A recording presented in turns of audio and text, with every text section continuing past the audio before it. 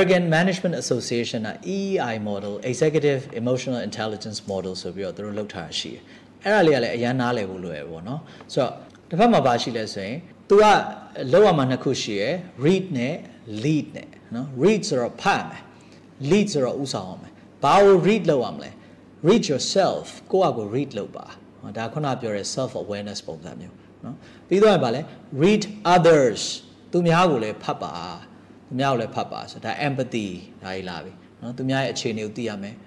ခုနကနေပြန်ပြောလို့ရှိရင်ပြီးတော့ကျွန်တော်က read the situation အခြေအနေကိုဖတ်မယ်အခြေအနေကိုဖတ်မယ်အခြေအနေအချိန်ခါအချိန်ဘယ်လောက်ကြံသေးလဲဘာတွေလုပ်ရရှိသေးလဲနော်ဘာတွေဖြစ်နေလဲပတ်ဝန်းကျင်မှာဘာတွေဖြစ်နေလဲဒါကိုကျွန်တော်တို့ကသိနေရမယ် awareness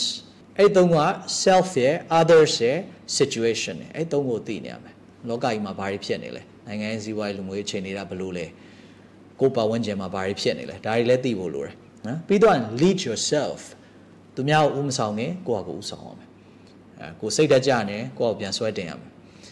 ကိုယ်ဘာဖြစ်နေအပြင်းကြီးနေကိုယ့်ကိုခိုင်းပေးရမယ်ကိုညံနေမထွက်ဘူးညံထွက်လာအောင်ကိုဘယ်လိုလုပ်မလဲစဉ်းစားရမယ်ကိုယ့်ဟာကိုယ်ဥဆောင်ရမယ်ကိုယ့်ဟာကိုခိုင်းရမယ်ကိုယ့်ဟာကိုစကားတွေပြောရမယ်အားပေးရမယ်အဲ့ဒါ lead yourself ပြီးတော့ lead others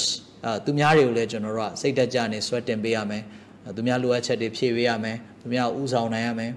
နော်ပြီးတော့လို့ရှင် lead the situation အခြေအနေကဘာဖြစ်နေလဲအဲ့ဒီမှာကိုကပြောင်းလဲသွားအောင်ဥဆောင်နိုင်ရမယ်နော်ဖြစ်နေတဲ့အခြေအနေကိုကျွန်တော်တို့ time ပြီး complain လုပ်လို့မရဘူး time ပြီးတော့ဟိုဖြစ်လို့ဒါကလို့ဖြစ်လို့ဒါအဆင်မပြေပါဘူးဘာတွေလုပ်နေမှလည်းမသိဘူးအမိုက်တွေကလည်းပွားနေတာပဲလူတွေကလည်းဘယ်လိုလုပ်နေမှမသိဘူးအဲ့ဒါ complain လုပ်တဲ့လူတွေမတိုးတက်ဘူးအဲ့တော့ဘာလုပ်ရလဲဖြစ်နေတဲ့အခြေအနေမှာကိုအကောင်းဆုံးဘယ်လိုပြောင်းလဲအောင်လုပ်မလဲအဲ့ဒါကိုဥဆောင်ပြီးတော့စဉ်းစားရမယ်အဲ့တော့လွယ်လွယ်လေးပဲအဲ့ကိုယ့်အကို read လုပ်ကိုယ့်အကို lead လုပ်နော်သူများကို read သူများကိုဖတ်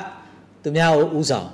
နော်အခြေအနေကိုကြည့်အခြေအနေကိုသုံးသပ်ဖတ်အခြေအနေကိုဥဆောင်အဲ့တော့ကျွန်တော်တို့ EQ နဲ့ပတ်သက်ပြီးတော့ EI နဲ့ပတ်သက်ပြီးတော့ကျွန်တော်တို့နှစ်ခုဆွေးနွေးသွားတယ်တစ်ခုကတော့ Goldman's ရဲ့20 competency ဆိုတဲ့ဟာကိုပြောသွားတယ်နောက်တစ်ခုကကြတော့ကျွန်တော်တို့ American Management Association နဲ့ EEI model ဆိုတာကိုပြောသွားတယ်ဒီမှာတစ်ခုထပ်ပြောချင်တာကဒီမှာခင်ဗျားတို့သတိထားမိလိုက်လားမသိဘူးကျွန်တော်တို့ Goldman ကိုပြောတဲ့အချိန်မှာ20လို့ပြောလိုက်တယ်နော်ကျွမ်းကျင်မှု20လို့ပြောလိုက်တယ်ကျွန်တော်20ခုပြောသွားတယ်ဘယ်တစ်ခုပုံနေတယ်ထင်လဲoptimism ဆိုတာပုံနေတယ် optimism ဆိုတာလေကျွန်တော်လည်းဒီလိုပဲဟိုဘက်ဒီဘက်နဲ့ကူးထည့်လိုက်တယ်အဲ့တော့ optimism လေးကပုံနေတယ်ဒါပေမဲ့အရေးကြီးပါတယ်အကောင်းမြင်ဖို့ကိုယ့်အကိုဆွဲထူဖို့ဆိုတဲ့ဟာအဲ့တော့ကျွန်တော်မဖြုတ်တော့ဘူးဒီတိုင်းပဲမှတ်လိုက်ပေါ့နော်အဲ့တော့20ဆိုရင်20ခုဖြစ်နေပါတယ်